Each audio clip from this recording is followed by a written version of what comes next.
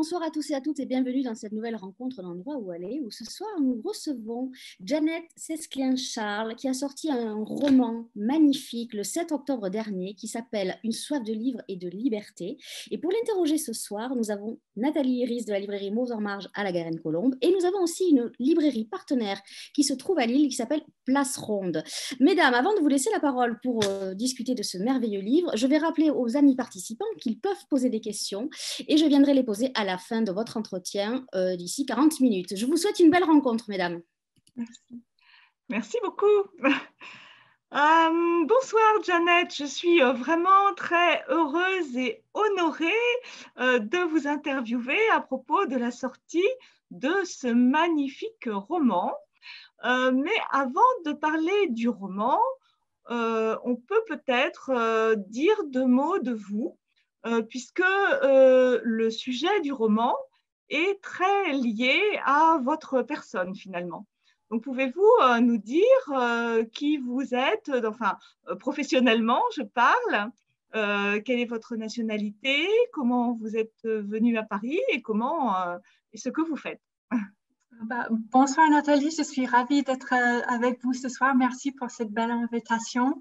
Je m'appelle Janet, je suis venue en France en tant qu'assistante de langue vivante il y a 20 ans.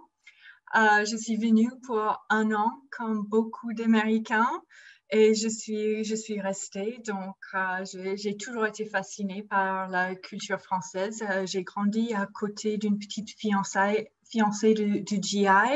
Donc, c'était une jeune fille de Rouen qui s'est mariée avec un GI du Montana et elle a quitté tout pour s'installer dans le Montana. Donc, elle a quitté sa langue, son pays, ses amis, sa famille.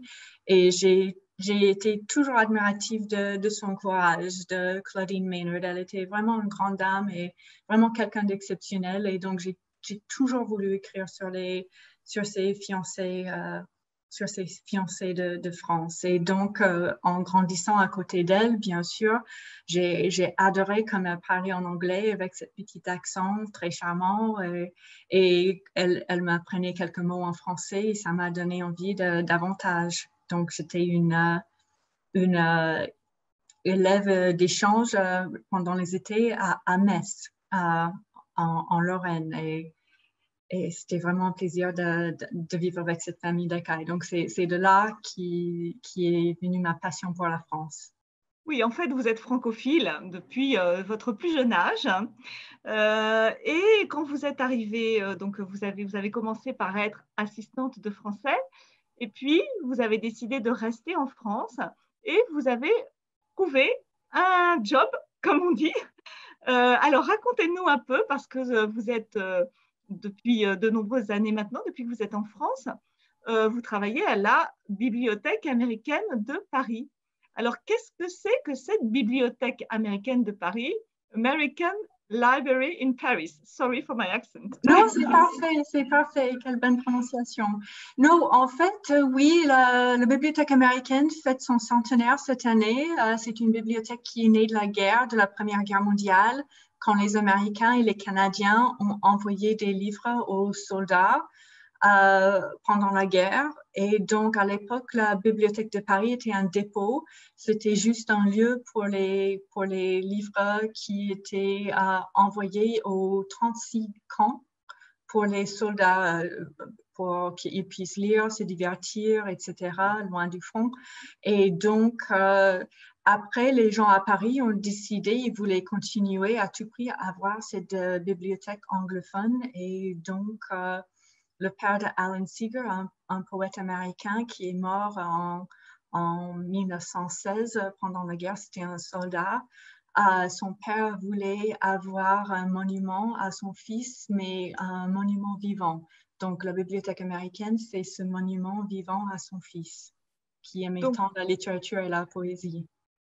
Donc, cette bibliothèque existe toujours. Vous pouvez d'ailleurs, vous, auditeurs, aller rue du Général Camus, c'est ça, dans le 7e arrondissement, et vous travaillez en tant que bibliothécaire là-bas. En fait, vous aussi, vous pouvez en parler parce que vous étiez abonné à un moment donné. Peut-être vous pouvez nous donner vos impressions. Exact. Et donc, j'ai eu l'occasion, quand j'étais plus jeune, étudiante en langue et civilisation américaine, de fréquenter cette bibliothèque, pardon, qui a un fonds très intéressant de livres sur le sujet. Voilà, donc c'est assez émouvant, et si les auditeurs peuvent aller visiter cette bibliothèque, je leur conseille.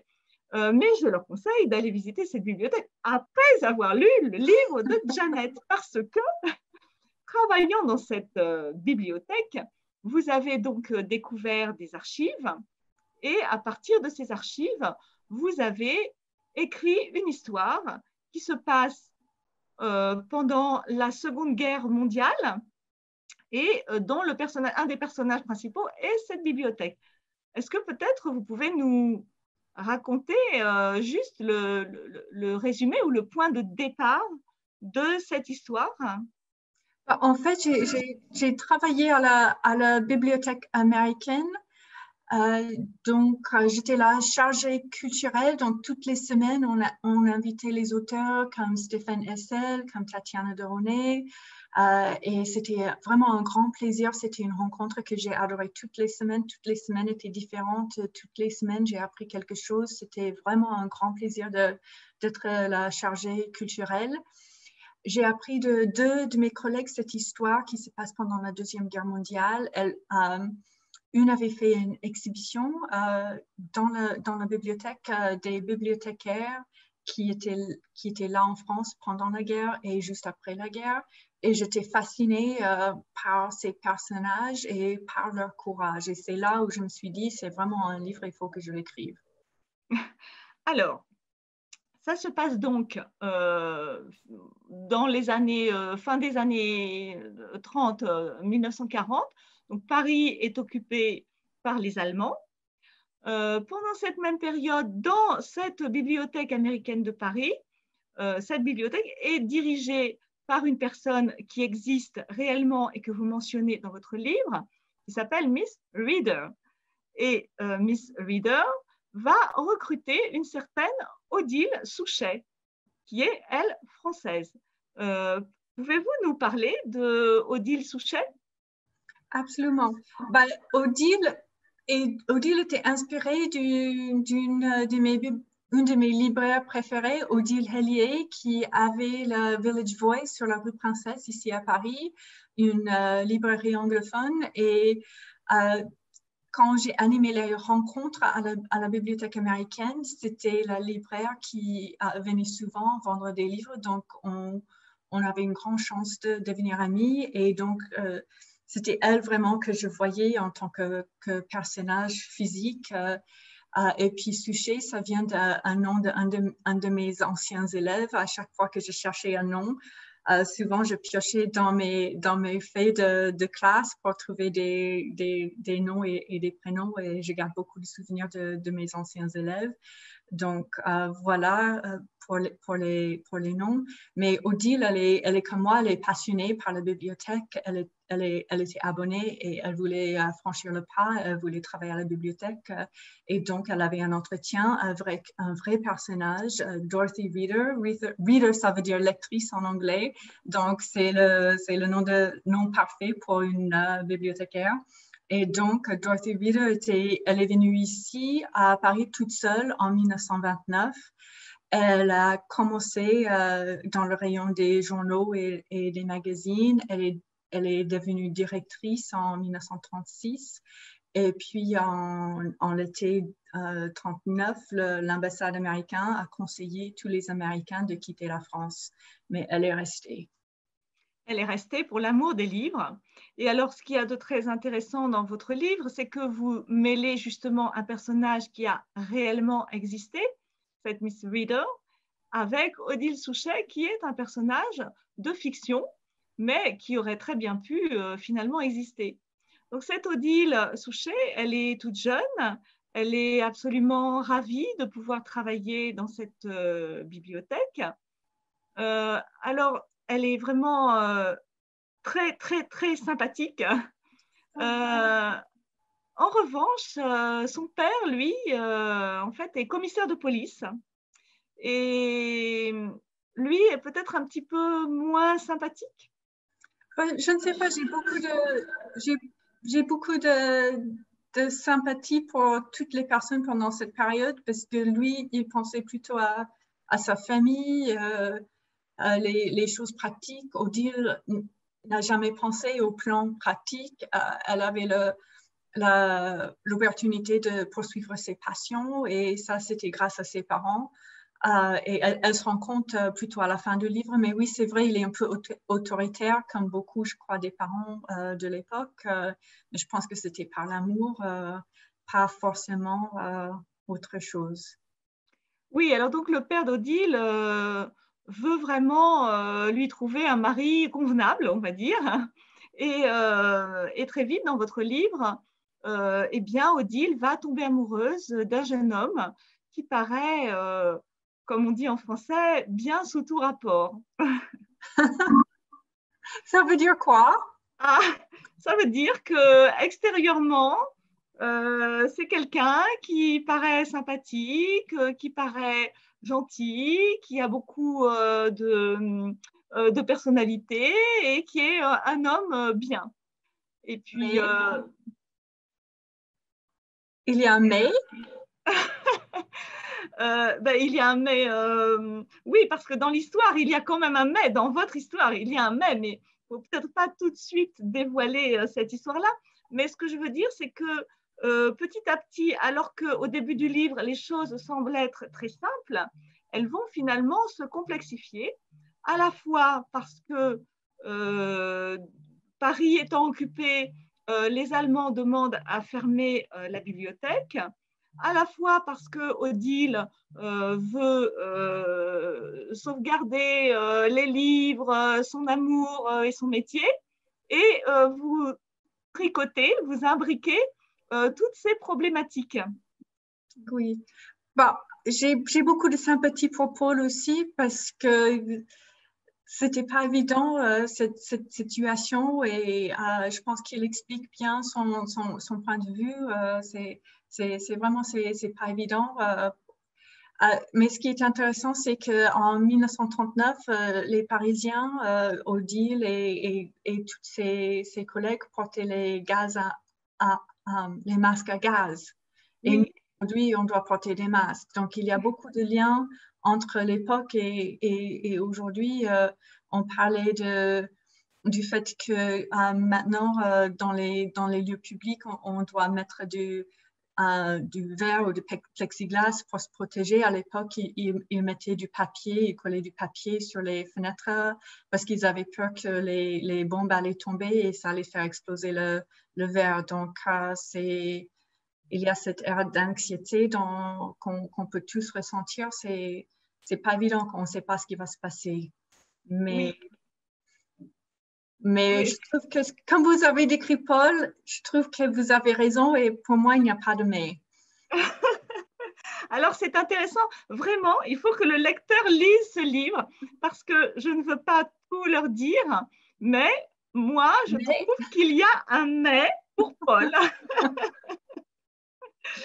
Et alors, donc, dans cette bibliothèque, donc, il y a aussi d'autres bibliothécaires qui vont jouer un rôle très important et courageux. Pouvez-vous nous parler notamment d'un personnage masculin important qui travaille dans cette bibliothèque? Oui, j'adore parler de Boris. Boris Nechayev était un personnage russe, il est franco-russe et c'est une personne qui a vraiment existé. Il était un cadet dans une école militaire russe quand la révolution russe a éclaté. Il n'avait que 15 ans, mais il a menti par rapport à son âge pour pouvoir intégrer l'armée. Il est venu en France après la Révolution parce qu'il voulait retrouver la paix, mais malheureusement, il s'est trouvé dans une autre guerre. Et j'ai pu parler avec ses deux enfants, Oleg et Hélène est même dans le livre parce que il y a une scène qui se passe chez lui et donc j'ai vraiment pris beaucoup de plaisir à écrire le personnage de Boris qui a vraiment existé et qui avait un trait d'humour et qui était vraiment très dévoué à sa famille, à la bibliothèque, aux livres. Mais c'est vrai, c'était dangereux et c'est vrai que le Gestapo a tiré sur lui 3 fois. Il a failli mourir. Et donc, comme je disais, à la fois, il y a des personnages de fiction et des personnages qui ont réellement existé. Et à la fin, on se demande même si les personnages qui étaient des personnages de fiction n'ont pas vraiment réellement existé parce que vous les décrivez tellement bien que nous les imaginons vraiment, comme par exemple cette Odile. C'est très gentil. J'avoue que les personnages fictifs sont plus faciles à écrire que les personnages qui ont vraiment existé. J'avais tellement peur de me tromper et de leur faire dire quelque chose ou d'avoir une qualité qu'ils n'avaient pas ou un défaut plutôt qu'ils n'avaient pas que j'étais pendant quelques années, j'avais vraiment du mal avec Miss Reader, avec Boris, avec la comtesse, parce que je ne voulais pas me tromper. J'avais peur de me tromper et faire de quelque chose qu'ils n'étaient pas. Donc, je pense que c'est normal que les personnages qui n'existaient pas sont plus vrais que les autres parce que c'était plus facile finalement. Et est-ce que vous avez réussi à justement retrouver, vous parliez des filles de Boris Netchaïev, est-ce que vous avez réussi à retrouver des membres de la famille de Miss Reader? Non, elle est morte très jeune d'un cancer. Je crois qu'elle est morte en 56. Donc, je ne pense pas qu'elle a des descendants. Mais j'ai parlé avec les neveux de la secrétaire. J'ai parlé avec la petite fille et la fille de Helen et Peter. Donc, c'était quand je pouvais, oui, j'ai pu parler avec des membres de la famille. Alors justement, ce livre qui est à la fois une fiction et en même temps est extrêmement documenté. Combien de temps avez-vous mis à écrire ce livre pour rassembler toute cette documentation et puis se mettre finalement à prendre son stylo ou son ordinateur et commencer à écrire? C'est votre premier livre? Ben, je vais prendre l'opportunité de saluer Angélique Villeneuve qui vient de nous joindre. Elle est une auteure tout comme moi et on a fait la recherche au même temps pendant pas mal de temps à la Bibliothèque nationale. Je pense que j'ai commencé en 2010 à vraiment faire la recherche et j'ai lu quelques années de The Herald Tribune, l'édition de Paris, à la Bibliothèque nationale. Et oui, ça a pris pas mal de temps. Le livre a vendu en 2019. Donc, pour vous dire le temps de recherche et d'écriture. Et justement, par rapport au temps de recherche et par rapport au temps d'écriture sur les 9 ans, combien de temps avez-vous consacré à la recherche et combien de temps à l'écriture? Parce que j'imagine dans la confection du livre, eh bien, il y a ces deux parties. Alors, comment à la fois l'imagination et la documentation? Est-ce que vous avez fait les deux en même temps? Les deux en même temps. Et puis, j'avoue, je faisais peut-être un petit peu trop de recherches, mais l'époque est tellement fascinante. Et puis, de voir, par exemple, les pubs de l'époque, les articles de l'époque, les critiques des livres à l'époque, tout était vraiment très fascinant. Toutes les photos de l'époque. Je serai là encore parce que c'est vraiment fascinant. Oui. J'ai peur pour les gens d'aujourd'hui, on écrit moins.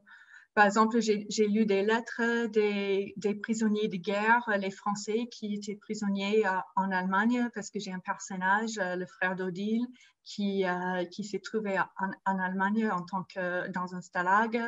Donc, j'ai lu énormément des lettres, des lettres de malgré nous, des lettres des prisonniers de guerre. C'était vraiment touchant et très intéressant. Parce que justement, aussi dans votre livre, il est beaucoup question de livres. D'ailleurs, le titre, Une soif de livres et de liberté, en fait, on a l'impression que vous avez aussi écrit pour rendre hommage aux livres et à la lecture en général. Donc, vous êtes une amoureuse des livres? Oui, absolument. J'ai grandi dans le Montana, dans un petit village, et donc Ma grand-mère n'a jamais appris à conduire, donc ma mère, toutes les semaines, l'emmenait au supermarché et puis à la bibliothèque. Et donc, en grandissant, j'ai vraiment compris que les livres étaient aussi importants que la nourriture et aussi nourrissants. Et donc, oui, j'étais bercée par les livres. Et quand j'ai travaillé à la bibliothèque américaine, tous les jours, d'être entourée de 100 000 livres, oui, c'est impressionnant. Alors justement, j'ai une petite question d'actualité. Là, je fais juste une parenthèse. Mais est-ce qu'en ce moment, la bibliothèque américaine est ouverte au public? Elle fait du click and collect Ah, maintenant. Donc, tout comme les librairies. Donc, voilà. mais il y a peut-être justement une ressemblance avec cette époque que vous décrivez dans le livre, où finalement la librairie était, la bibliothèque était fermée et en même temps, tous les personnages ont tout fait pour envoyer des livres et faire le maximum pour lire, pour faire lire. Absolument. Et le click and collect, je pense que ils ont autant de livres qui sont répartis grâce au click and collect qu'en temps normal. Les gens veulent leur lien avec la bibliothèque, avec les livres, c'est très important. Et je pense que les librairies et les bibliothèques nous manquent énormément. Donc, c'est comme ça on montre notre solidarité, notre intérêt pour nos libraires et bibliothécaires. Oui, c'est très important. Et c'est vrai qu'on voit que dans tous les temps, c'est important, que ce soit en temps de guerre, en temps de paix. C'est vrai que voilà, la littérature, les livres éclairent. Euh, et alors, justement, dans votre titre, donc, il y a cette partie de livres et puis il y a cette partie de liberté. Donc, comment est-ce que vous liez les livres à la liberté? Bah, en fait, le titre en anglais, c'est The Paris Library. Et donc, c'était Véronique Cardy de J.C. Lattès qui a trouvé le titre Une soif de livres et de liberté. Et elle était visionnaire parce que justement, on a soif des deux en ce moment plus que jamais. Mais c'est vrai que Odile, tout de suite, elle vit toujours avec ses parents et elle veut à tout prix sa liberté. C'est que plus tard que peut-être elle voit qu'en tant qu'adulte, la liberté, c'est aussi les responsabilités, c'est pas évident. Mais quand on commence le livre, c'est quelqu'un qui veut sa liberté, qui veut faire ce qu'elle veut. Et puis, bien sûr, sous l'occupation, c'est pas évident. Tous les personnages ont envie de retrouver leur vie d'avant. Ils ont envie de retrouver leur liberté. Comme, comme on peut comprendre, c'est normal. Oui, bien sûr. Euh, Alors, finalement, tout se passe quand même beaucoup dans cette bibliothèque, mais il y a un personnage important qui apparaît de temps en temps, qui est un personnage contemporain de chez nous. C'est justement cette personne dont vous parliez. Lily, la petite fille? Oui. Oui, c'est vrai. Bah, elle s'intéresse, oui, c'est vrai, elle s'intéresse à sa voisine, elle s'intéresse à la France. Et puis, c'est quand on vit dans ces petits villages, on rêve vraiment de la ville. Et c'est drôle parce que maintenant que je suis à la ville, je rêve de la campagne. Donc, Mais en fait, Lily, c'est vous. bah, oui, c'est une petite fille. Elle rêve de la vie ailleurs. Elle pense que peut-être elle voit sa voisine qui est sophistiquée, qui est éduquée, qui est cultivée. Elle imagine que la vie est meilleure ailleurs, surtout en France. C'est ce qu'elle pense. Est-ce que vous pensez que le public qui fréquente la bibliothèque américaine aujourd'hui est dans le même état d'esprit que ceux qui fréquentaient la bibliothèque américaine au moment où vous avez écrit votre livre? Est-ce que c'est à peu près le même public ou est-ce que le public a évolué? Je pense qu'aujourd'hui, il y a 60 nationalités qui sont représentées par les abonnés à la bibliothèque américaine. 25% des abonnés sont des Français. Donc, oui, je pense que pendant la guerre, il y avait plus de Français. mais 25% aujourd'hui, c'est quand même pas mal comme nombre d'abonnés. Je pense que ce qui est intéressant à la bibliothèque et ce qu'on ne trouve pas forcément ailleurs à Paris, c'est que c'est un milieu pour les gens modestes, c'est un milieu pour les milliardaires. C'est un lieu pour des retraités, c'est un lieu pour des étudiants. Et donc, on trouve littéralement tout le monde de tout niveau socio-économique, à tout état d'esprit à la bibliothèque. Et c'est ça qui est intéressant et c'est ça qui est enrichissant. Et vous pensez que ça va évoluer toujours dans ce sens-là, c'est-à-dire la bibliothèque a cette ambition justement de brasser beaucoup d'être multiculturel? Oui, c'est très important d'avoir beaucoup de monde, de faire en sorte que tout le monde est le bienvenu. Les événements culturels font en sorte qu'on a un goûter, on a du vin, on a quelques petites choses à grignoter et puis autour des livres, on peut avoir des discussions, on peut avoir des débats.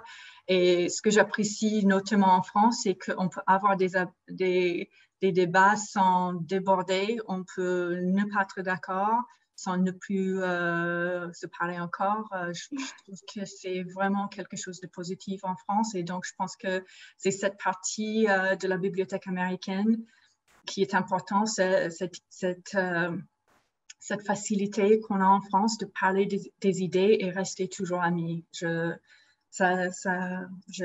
suis très impressionnée par ça, surtout pendant l'époque de Trump où les gens sont et restent très divisés. Ce livre, vous l'avez donc écrit en anglais au départ et il est paru d'abord aux États-Unis et ensuite en France ou en même temps?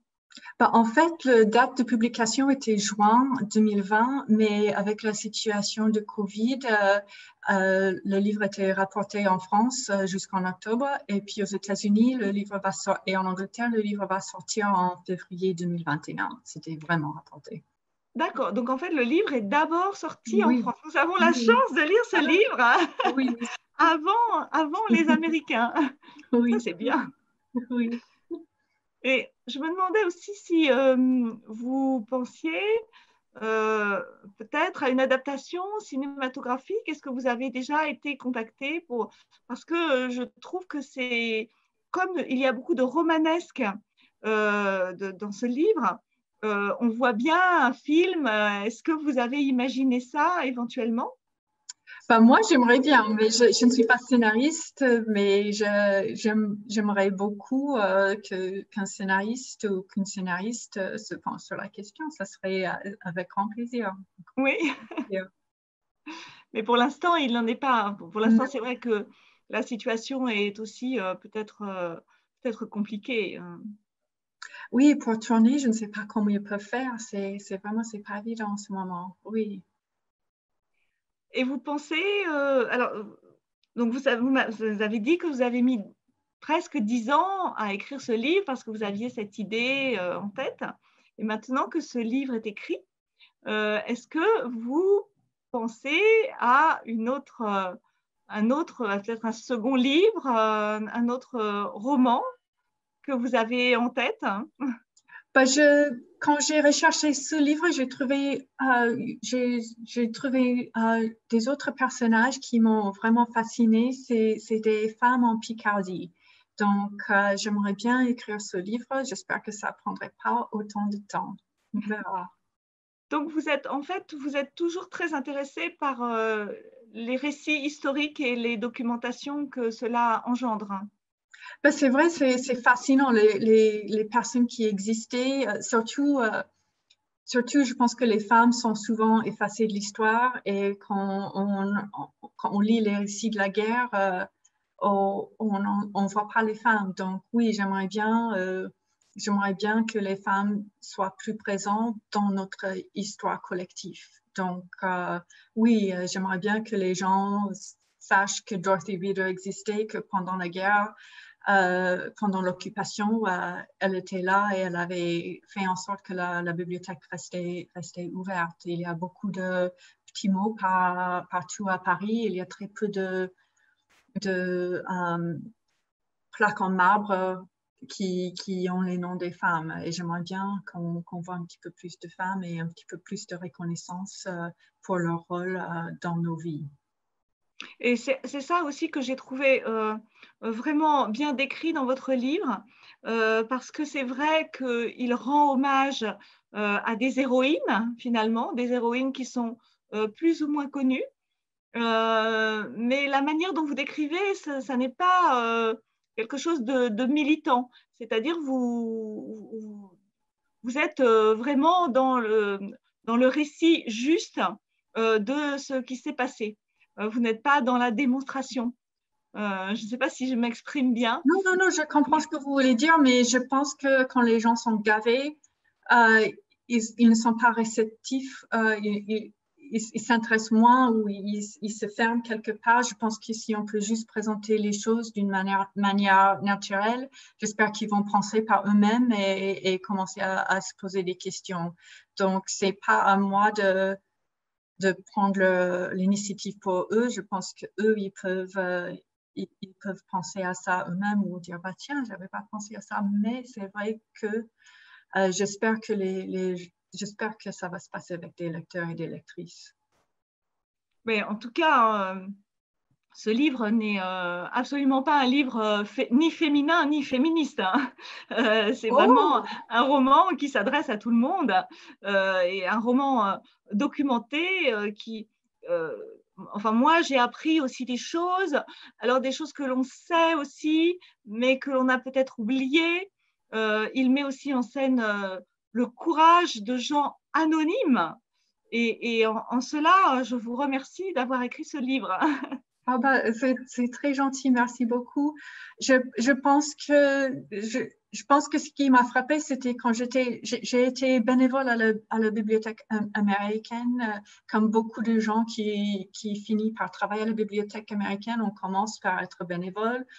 Et ça m'a vraiment frappé que j'avais été bénévole pendant plusieurs années. J'avais jamais entendu parler de l'histoire de Dorothy Reader et de la comtesse de Chambrun qui ont fait en sorte que la bibliothèque est restée ouverte pendant la guerre. Et donc, c'est pour ça que je voulais vraiment raconter l'histoire pour que les gens sachent, parce que on ne sait pas ce qui s'est passé aux institutions en France. Il y a très peu de livres qui sont écrits, par exemple le livre Monuments Men. C'est ce livre qui a parlé de Rose Valland et son travail pour protéger les œuvres. Mais sans les films ou sans les livres, on ne peut pas vraiment connaître l'histoire.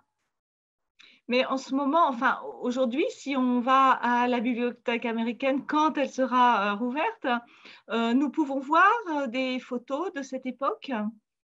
Ou est-ce que c'est une petite exposition qui dure? Est-ce qu'il y a les photos sont exposées ou des objets qui peuvent justement donner vie au livre? Actuellement, l'exposition, c'est les bibliothèques en France pendant les années 20. Donc, on a les premières images des bibliothèques des enfants, donc l'heure joyeuse et puis la bibliothèque à Belleville. Donc, c'est ça ce qu'on va trouver en tant qu'exposition. Mais ça change, je pense, tous les 2-3 mois. Donc, on ne sait pas ce qu'on va trouver en 2021. Mais si vos lecteurs, après avoir lu le livre, s'intéressent et veulent en savoir davantage et veulent avoir accès aux photos, aux documents d'archives, est-ce que c'est possible? Ah oui, bien sûr, tout est possible. Les archives sont là pour être consultées, absolument. D'accord, donc on peut regarder les photos de Miss Reader qui a réellement existé et de Boris Chaïev et tout ça. Oui, absolument. Et la bibliothèque est fermée actuellement, mais on peut consulter en ligne maintenant parce qu'ils ont une chronologie avec des photos, avec des petites explications. Et donc, oui, on peut regarder dès maintenant. D'accord. Ben, écoutez, en fait, moi, j'encourage tous nos auditeurs, si ce n'est pas déjà fait, à se procurer le livre en librairie, évidemment, et à le lire. Je crois qu'il y a de nombreuses questions, donc je vais peut-être laisser la parole justement à ceux qui veulent poser les questions. Alors, comme Janet l'a vu, Angélique Villeneuve est là, donc c'est un auteur, Angélique Villeneuve, et elle a envie de savoir si un jour Janet va écrire en français. Janet ne va pas écrire en français. Janet n'écrit pas très bien en français. Elle écrit seulement l'administration en français, seulement les lettres pour les impôts, des choses comme ça. Et donc, elle n'est pas très douée en français, malheureusement. Non, mais c'est une bonne question. Merci, Angélique. En tout cas, à l'oral, vous êtes extrêmement douée. Ouais. Bah, on peut dire un mot pour Freddie Mikowski, le traducteur, qui a fait vraiment un grand travail. Je suis en admiration devant les traducteurs et traductrices. Je ne peux pas imaginer. C'est tellement dur parce qu'il faut garder faut être créatif, mais garder l'esprit de l'auteur. C'est pas évident. Donc, une petite pensée pour lui. Oui. Et alors justement, est-ce que vous êtes intervenu dans la traduction? Est-ce qu'il y a des passages pas, où vous n'avez rien, vous avez fait totale confiance au traducteur? En fait, il est mort juste après qu'il a rendu le livre et donc on n'a pas vraiment eu l'opportunité de s'échanger. C'est vraiment, je suis triste que je n'ai pas pu faire sa connaissance et que je ne pouvais pas le remercier pour tout son travail magnifique et les petites notes qu'il a marquées. Par exemple, Lily a parlé de Big Sky et lui, il avait noté que c'était le surnom du Montana, donc il avait fait beaucoup de recherches. J'apprécie énormément tout ce qu'il a fait pour mes personnages. Alors, il y a une autre question qui est aussi d'un auteur. Vous avez des consoeurs ce soir qui sont là et qui vous écoutent avec beaucoup d'attention. C'est une question de Nicole Giroux. Comment Janet s'est-elle sentie après une si longue plongée dans une période fascinante et qu'il a fallu abandonner ses personnages une fois le roman terminé?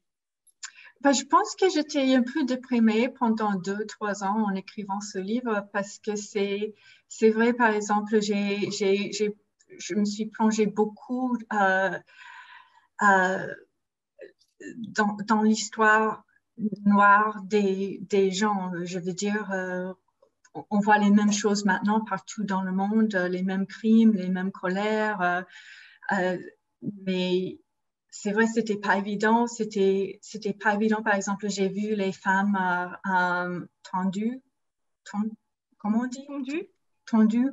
Et j'ai regardé un documentaire qui était fait, je crois, à peu près 50 ans après les faits. Et les femmes ne voulaient pas être filmées de face. Elles avaient 50 ans après, elle avait encore la honte. Donc, elle ne voulait pas donner leur nom de famille, elle ne voulait pas être filmée de face. Et ça, donc, c'était plusieurs années de la recherche comme ça où on peut vraiment ressentir la douleur, la peine des gens. Et donc, oui, c'était vraiment, c'est pas évident. Mais j'ai été vraiment contente de toute la recherche que j'ai faite. C'était fascinant. Je suis allée à le mémorial de la Shoah, ici à Paris. J'ai lu les lettres de dénonciation qui sont complètement juste la haine, la colère a rendu les gens complètement dingues et incompréhensibles. Les phrases sautaient d'une idée à l'autre, d'une haine à l'autre. Donc, de faire face aux choses comme ça, c'est vraiment très difficile. C'est très difficile. Néanmoins, j'étais triste de quitter des personnages et je suis contente de pouvoir en parler avec vous ce soir. Alors maintenant, j'ai un petit message qui est très important, c'est de Fabienne. Fabienne, c'est la libraire partenaire qui est à Lille. Je crois que votre livre a été vraiment un coup de cœur pour elle. Alors c'est un petit peu long, mais je vais tenir parole. J'ai commencé ma carrière professionnelle il y a 32 ans entre le 7 et le 9 de la rue de Téhéran à Paris, à l'endroit même où se situait la bibliothèque américaine. Lorsque j'ai ouvert votre ouvrage, je suis restée les yeux rivés sur la photo présentée et de nombreux souvenirs sont remontés à ma mémoire. Lorsque j'ai travaillé au 2e étage de l'immeuble du 9 rue de Téhéran, qui abritait alors quelques services du siège social du groupe Danone, il n'était plus question de bibliothèque américaine. Le bâtiment était moderne et comptait 8 étages, si ma mémoire ne me fait pas défaut. L'hôtel particulier que vous montrez sur cette photo est-il situé en front de rue ou dans le square Beaujon juste derrière? Pour avoir passé 10 ans de ma vie professionnelle à cet endroit, il me semble qu'il y aurait encore quelques bâtiments dans le square qui pourraient ressembler à l'image que vous nous montrez où cet hôtel particulier et son jardin ont-ils été détruits. Avez-vous quelques informations à me donner? Et le dernier message, c'est merci pour cette lecture qui m'a fait voyager dans l'histoire de la France, mais aussi mon histoire. J'ai pioché dans votre texte quelques expressions très fortes qui résonnaient tout particulièrement en cette période de fermeture de ma librairie, puisque je suis devenue libraire il y a 32 mois. Wow. Donc voilà, j'ai transmis. Est-ce que vous avez des informations sur le bâtiment justement à donner à En, Fabienne? en fait, ça c'est la cour, ce n'est pas la vue de l'extérieur. La vue de l'extérieur, c'était une barrière avec une grande portique en bois et puis entrer dans un cours pavé.